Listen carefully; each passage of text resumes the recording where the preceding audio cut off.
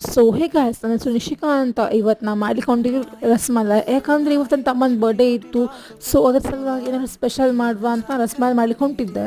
So first ಒಂದು PAN ತೊಗೊಂಡು milk ಹಾಕಿ ಅದಕ್ಕೆ ಒಂದು ಲೆಮನ್ ಹಾಕಿದೆ, ಅದನ್ನ ಪಕ್ಕಕ್ಕೆ ಇಟ್ಟೆ. ನೆಕ್ಸ್ಟ್ ಒಂದು ಪ್ಯಾನ್ ತೊಗೊಂಡು ಅದಕ್ಕೆ 1/2 ಲೀಟ್ರ್ ಮಿಲ್ಕ್ ಹಾಕ್ಕೊಂಡು ಸಕ್ಕರೆ ಹಾಕಿ ನೆಕ್ಸ್ಟು ಸ್ಮಾಲ್ ಆಲ್ಮಂಡ್ ಕಟ್ ಮಾಡ್ಕೊಂಡು ಆ ಮಿಲ್ಕಿಗೆ ಹಾಕಿದೆ. ಆಮೇಲೆ ಇಲಾಚಿ ತೊಗೊಂಡು ಕುಟನೆ ಹಾಕ್ಕೊಂಡು ಪೌಡ್ರ್ ಮಾಡ್ಕೊಂಡೆ. ಆ ಪೌಡರ್ನ ಮತ್ತೆ ಆ ಮಿಲ್ಕಿ ಹಾಕಿದೆ. ಆಮೇಲೆ ಸ್ವಲ್ಪ ಅರಿಶಿಣ ಆಗದೆ ಕಲರಿಗೆ ಅಂತ.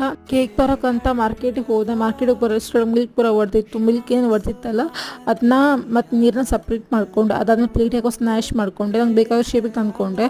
ನೆಕ್ಸ್ಟ್ ಒಂದು ಪ್ಯಾನಲ್ಲಿ ನೀರು ಹಾಕ್ಕೊಂಡು ನಾನು ಏನು ಮಾಡಿದ್ನಲ್ಲ ಅದನ್ನ ಬೇಯಿಸೋಕ್ಕಿಟ್ಟೆ.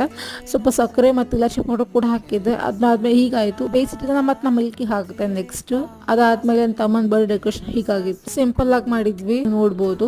ರಸಮಲೈ ಕೂಡ ತುಂಬ ಟೇಸ್ಟಿ ಆಗಿತ್ತು. ಎಲ್ಲರೂ ಹೊತ್ಕೊಂಡು ತಿಂದ್ವಿ. So thank guys for watching. Bye.